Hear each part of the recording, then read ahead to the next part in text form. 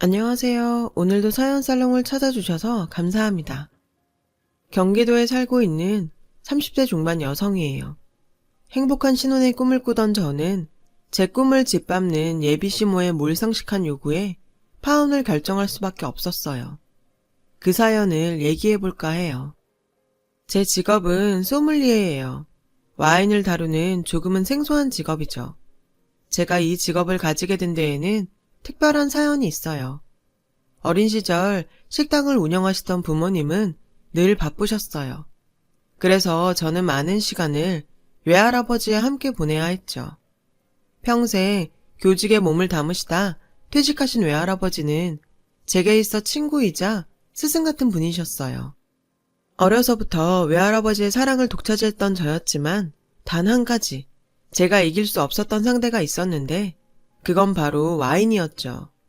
할아버지는 와인 애호가셨거든요. 저희 집 식탁에는 늘 와인이 놓였어요. 할아버지는 당신이 좋아하시는 와인이 국내에 수입이 안 되자 프랑스까지 가셔서 구해 오실 정도로 와인을 사랑하셨죠. 그리곤 종종 이런 얘기를 하셨어요. 와인향 속에는 추억이 담긴단다. 나는 이 와인을 마실 때마다 항상 네 할머니 생각이 나. 할아버지는 저에게 와인의 역사부터 와인의 종류까지 설명을 해주셨어요. 그 덕에 저는 어릴 때부터 프랑스 와인, 이태리 와인을 빈티지별로 줄줄 외울 정도였고요. 할아버지는 늘 우리나라도 와인을 제대로 설명할 수 있는 사람만 있다면 많은 사람들이 와인을 즐길 수 있을 거라며 안타까워하셨어요. 당시만 해도 와인은 유럽 사람들이 즐겨 마시는 술 정도로만 인식되었던 게 사실이니까요. 어릴 때부터 저는 할아버지를 통해 와인 교육을 받다 보니 자연스레 와인에 대해 관심을 가지게 되었고 와인을 전문적으로 다루는 소믈리에란 직업도 알게 되었어요. 아이고, 혜인이가 골라주는 와인을 언제쯤 맛볼 수 있으려나? 내가 우리 혜인이가 태어나던 해 나온 와인들은 안 마시고 잘 보관하고 있으니 때가 되면 함께 마시자꾸나. 할아버지께서는 제가 태어난 86년도산 와인을 종류별로 다 모아두셨어요. 제가 20살이 되는 해에 함께 마시자고 약속했었거든요. 그런데 하늘이 무심도 하시지. 제가 고3이던 2004년 여름 외할아버지께서는 지병이 악화되어 세상을 떠나셨고 그 약속은 영원히 지킬 수 없게 되어버렸어요. 생애 처음 소중한 사람을 잃은 저는 정말 말로 형용할 수 없을 만큼 힘든 시간을 보내야 했어요. 할아버지 장례식이 끝난 뒤 엄마는 제 방에 찾아와 슬픔에 잠겨있던 저에게 낡은 수첩꾸러미와 통장을 건네주시면서 할아버지께서 남기신 말씀을 제게 전해주었어요. 혜인아, 이거 할아버지께서 돌아가시기 전에 너한테 전해주라고 하신 거야. 손때 묻은 10권의 수첩에는 할아버지가 볼펜으로 꾹꾹 눌러 쓴 와인의 역사가 고스란히 담겨 있었어요. 그리고 마지막 장에는 저를 향한 편지도 적혀 있었죠. 혜인아, 이 할애비 욕심인 건 알지만 네가 원한다면 와인의 본고장에 가서 제대로 와인 공부를 하는 게 어떻겠니? 평소에도 와인 향만으로 빈티지까지 맞추는 저를 보시고 소믈리에가 되는 게 어떻겠냐며 추천하시곤 했었거든요.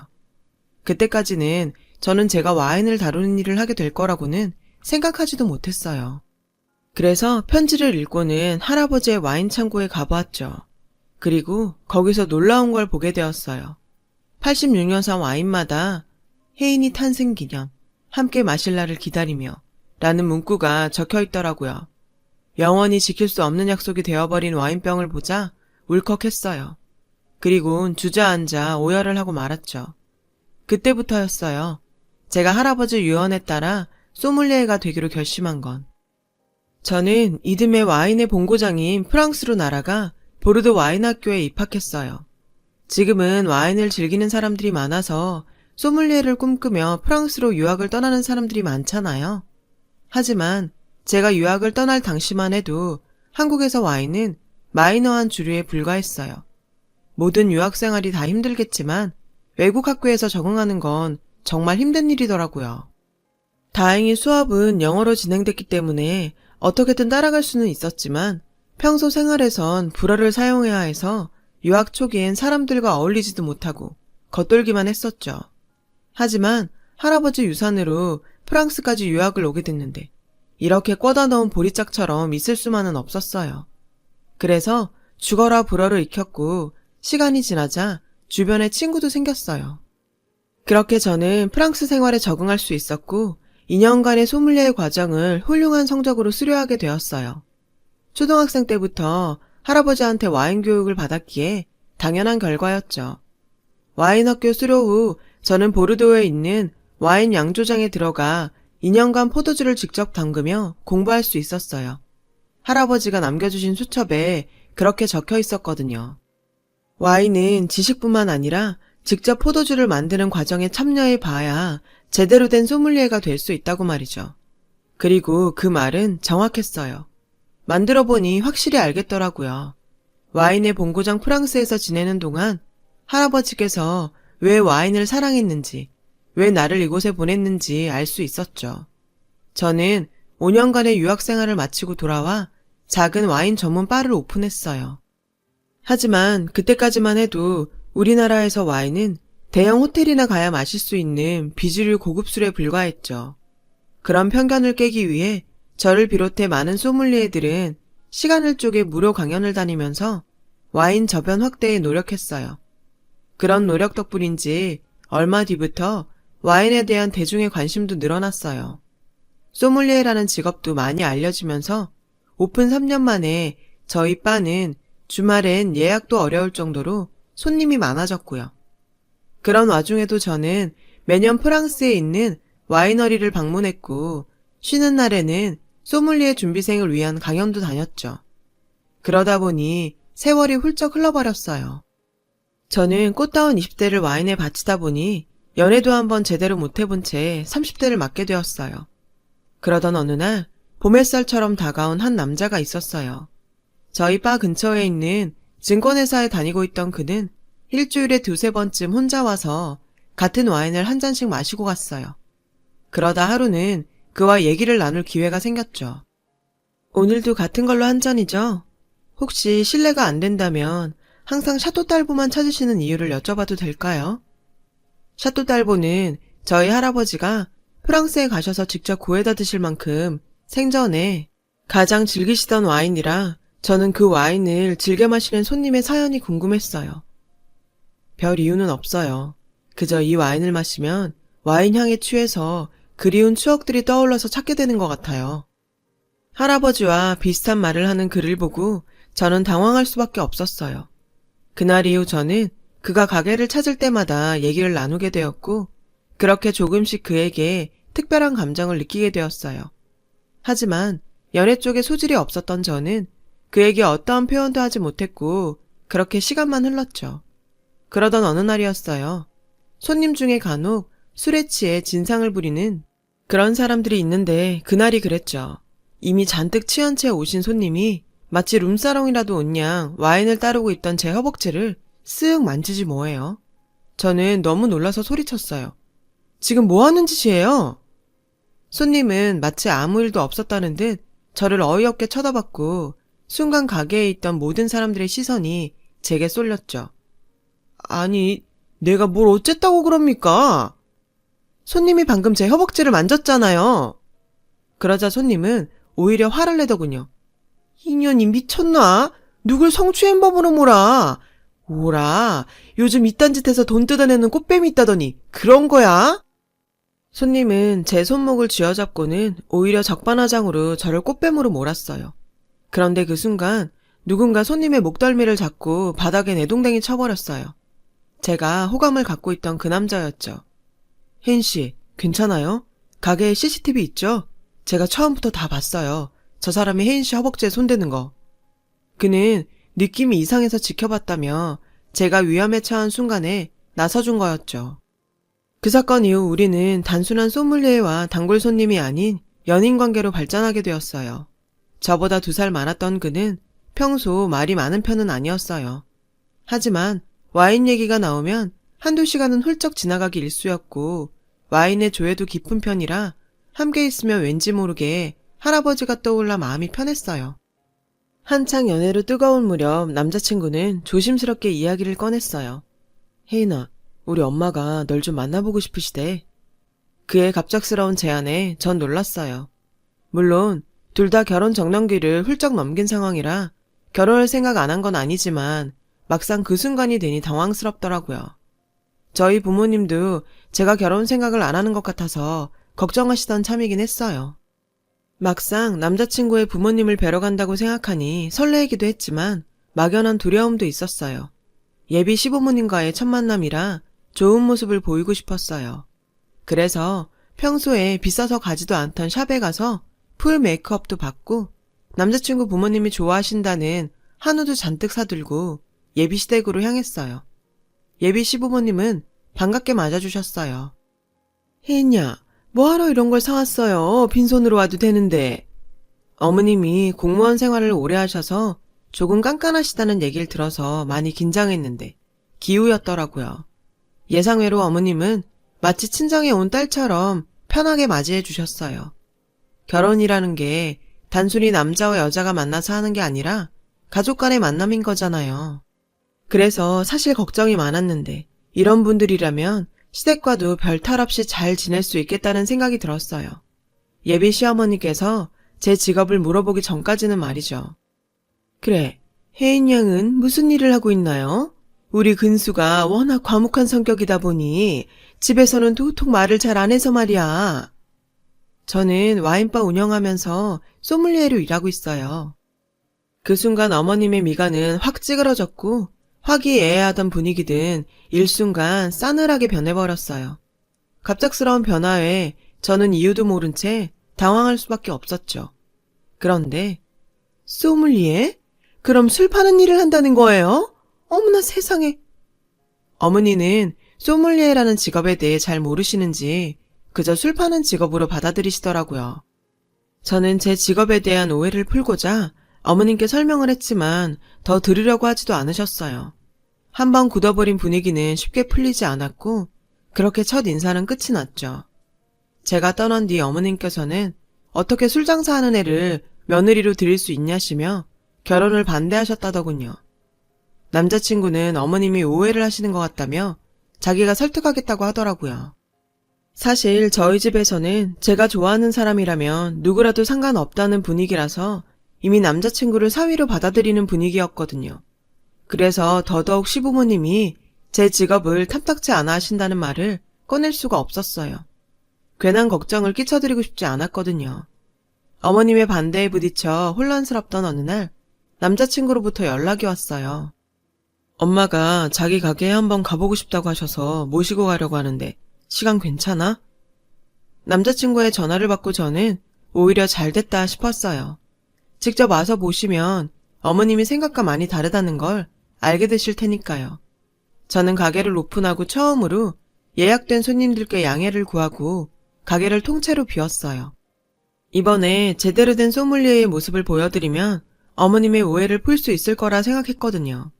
하지만 제 생각은 어머니의 첫마디에 무참히 깨지고 말았죠. 그래, 생각 잘했다. 아무래도 술집보단 레스토랑이 훨씬 낫겠지. 오픈하면 내가 친구들 많이 데려오마. 어머님은 가게 곳곳을 둘러보시며 이상한 소리를 하시더라고요. 어머님, 그게 무슨 말씀이세요? 레스토랑이라뇨? 근수가 그러더구나. 결혼하고 나면 술집 접고 레스토랑으로 업종 변경한다고. 내가 잘못 알고 있는 거니? 남자친구는 마치 사전에 약속이라도 됐냥 능청스럽게 굴었어요. 잘못 알긴 혜인이가 먼저 그러겠다고 했는걸. 자기야, 맞지? 우리 그러기로 약속했잖아. 순간 망치로 머리를 맞은 듯한 기분이 들었어요. 그래서 남자친구를 밖으로 불러내 자초지종을 물었어요.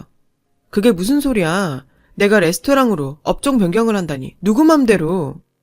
그럼 어떻게 해? 엄마가 술집 하는 애는 절대로 며느리로 받아들일 수 없다는데. 우리 일단 결혼부터 하고 뒷일은 나중에 생각하자. 응?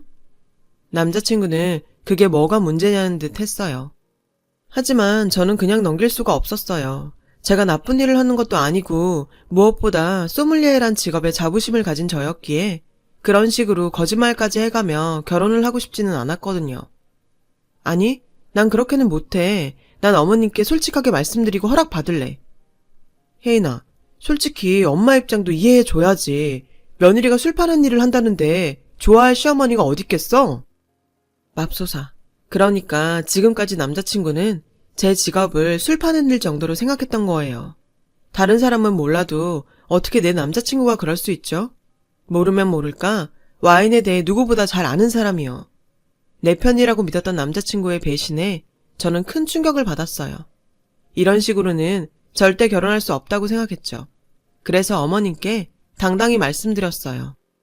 어머님, 근수 씨가 결혼 허락을 받으려고 거짓말을 한 것 같아요. 저는 와인바 접을 생각이 전혀 없어요. 너 지금 무슨 소리라는 거니? 그럼 계속 술 파는 일을 하겠다는 거니? 어머님은 저를 술집 작부 취급을 하시며 제 직업을 비하하셨고 저는 그런 취급을 받고 가만히 있을 수가 없었어요. 어머니, 저는 술 파는 여자가 아니라 와인 전문가인 소믈리에예요. 그런 식으로 비하하지 마세요. 아이고, 세상 참 좋아졌다. 술 파는 애가 무슨 전문가씩이나 되고. 그 순간 가게 문이 열리더니 저희 엄마가 들어오셨어요. 듣다 어이가 없어서 정말. 혜인아, 넌 그런 소리를 듣고도 이 여자를 가만히 두니? 뺨따구라도 한 대 후리지 않고 뭐하고 있어. 무식해도 정도가 있지. 엄마의 등장과 함께 어머님은 약간 당황하신 듯 했어요. 아니, 이 여자라니요? 무식하다니요? 말이 심하신 거 아닙니까? 아직 식은 안 올렸어도 사돈인데 그게 할 소립니까? 나 참, 며느리 되레한테 술 파는 애라니. 그건 할 소립니까? 그리고 사돈이라뇨? 누가 그 집에 내 딸을 준답디까? 내가 이 꼴을 보고도 우리 혜인일 그 집에 시집 보낼 것 같아요? 제가 당하는 동안 말 한마디도 없이 지켜만 보던 남자친구는 당황한 듯 저희 엄마의 말을 끊었어요. 어머님, 그게 무슨 말씀이세요? 시집을 안 보내시겠다니요? 아이고야, 자네 말은 할 줄 아나 보네. 자네 와이프 될 사람이 그렇게 모욕을 당하는데도 입도 뻥끗 안 하고 있길래 난 또 자네가 말을 못해서 그러고 있는 줄 알았지. 저희 엄마는 젊을 때부터 장사를 하셔서 쑥맥인 저와는 다르게 여장부 기질이 있는 분이시라 할 말은 참지 않고 하는 분이셨죠. 어머님 정도는 눈 하나 깜짝 않고 상대할 정도로 말이에요. 지금 뭐 하는 짓이에요? 왜 남의 아들은 자꾸 그래요? 사람이라는 게 참 이중적이더라고요. 저한테는 그렇게 막말을 하더니 당신 아들이 욕먹는 건 못 참겠나 봐요. 저기요, 사람이 대접을 받으려면 상대도 대접을 해줘야죠. 남의 딸한테는 그딴 식으로 말해놓고 자기 자식 욕먹는 건 못 보겠나 봐요. 이게 무슨 놀부심보입니까? 그야 술이나 파는 당신 딸이랑 퍼젓한 증권회사에 다니는 우리 아들이랑은 천지 차이가 나니 당연한 거 아닙니까? 벌이부터가 완전히 다른데 안 그러게 생겼냐고요? 사실 제가 남자친구를 만나면서 수입 얘기는 한 적이 없다 보니 어머님께서 뭔가 단단히 착각하고 있는 눈치였어요. 우리 혜인이가 한 해에 얼마나 버는 줄 알고 벌이 타령을 하는 겁니까? 어머님은 이 콩만한 가게에서 벌면 얼마나 버냐시며 코웃음을 치셨어요. 그리고는 제 유학 얘기를 꺼내시며 프랑스에서 공부한답시고 돈도 많이 날렸을 텐데 돈이 어딨겠냐면서 남들 열심히 돈 벌 때 허영에 쩔어서 와인 공부다 뭐다 돈 쓰고 놀러 다녔으니 안 봐도 알만하다고 하시더군요. 그 말에 저희 엄마는 박장대소를 하셨어요. 놀러 다녀요? 하나는 알고 둘은 모르시네. 여기 가게에 걸려있는 프랑스 현지 와인 양조장 사진들 혜인이가 운영하는 와인 양조장인 거 모르셨어요? 가게도 운영하고 대학 강의하는 것만도 몸이 부족한 애가 왜 시간까지 쪼개서 프랑스를 가겠어요? 네? 그깟 증권회사 월급쟁이랑 비교나 될까? 제가 프랑스에 있는 양조장 소유주라는 말에 어머님과 남자친구는 놀라더군요. 꽤나 충격적이었는지 제가 운영하고 있는 양조장 사진들을 찬찬히 훑어보며 마른 침을 삼켰어요. 저는 그 순간 돈의 힘이 얼마나 대단한 건지 새삼 느끼게 되었죠. 사돈, 제 말은 그게 아니라 여자 혼자 이렇게 장사한다는 게 얼마나 힘들까 걱정돼서 힘들 거 없이 사람 부러가며 레스토랑이나 하는 게 어떠냐는 말이었어요. 레스토랑 하면서도 소믈리에인가 뭔가 할 수도 있으니까요. 그러니 너무 노여워 마시고 제 실언은 용서해 주세요. 방금 전까지 저를 술집 여자 취급을 하던 어머님은 머리까지 조아렸어요. 제가 걱정돼서 그랬다는 말에 정말 역겨워서 구역질이 날 지경이었죠. 왜요? 내 딸이 돈 좀 번다니까 갑자기 우리 애를 놓치기 싫어졌어요? 왜? 우리 애 돈이 탐나서요? 어머님은 당황한 표정으로 허둥거리며 변명을 해댔어요. 애들이 좋다는데 부모가 뭘 어쩌겠냐며 모든 건 며느리 뜻에 따를 테니 화를 풀라며 전전긍긍이었죠. 그러면서 서둘러 날짜부터 잡자고 닥달을 하더라고요. 정말 웃기지도 않았죠. 하지만 저희 엄마는 전혀 그럴 생각이 없었어요. 그건 저 역시 마찬가지였고요. 아니요. 저는 대개 아들을 사위로 맞을 생각 없습니다. 처음부터 기울어지는 결혼이었지만 우리 애가 좋다고 하니 눈 딱 감고 시켜줄 생각이었지만 사돈자리를 보니 그럴 필요가 없겠네요. 이참에 결혼 얘기는 없던 걸로 하고 당장 우리 애 가게에서 나가주세요. 그제서야 어머님과 남자친구는 가게 바닥에 무릎을 꿇고는 한 번만 용서해달라며 바지가랑이를 잡고 늘어졌어요. 엄마는 그런 모자에 등을 떠밀어 가게에서 쫓아냈고요. 모자가 떠나고 나서야 저는 엄마 품에 안겨 닭똥 같은 눈물을 뚝뚝 흘리며 죄송하다고 울먹였어요. 제가 사람 보는 눈이 없어서 엄마한테 이런 꼴을 보였다고요. 그러자 엄마는 제 마음을 이해해야 한다는 듯 말없이 제 등을 토닥여 주셨어요. 그날 저는 한참을 엄마 품에서 울었어요.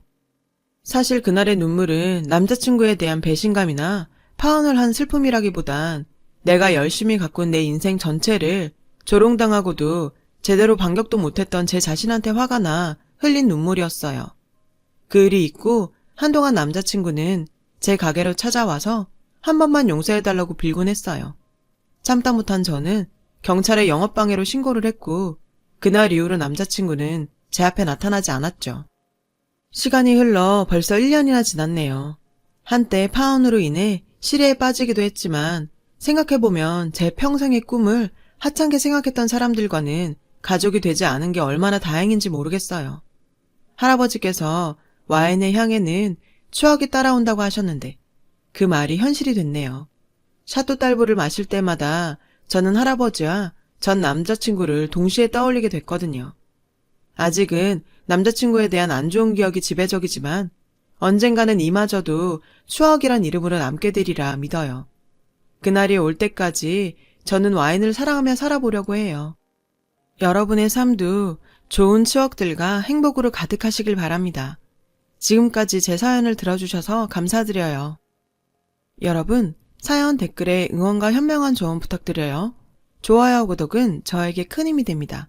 오늘도 좋은 일 가득하세요.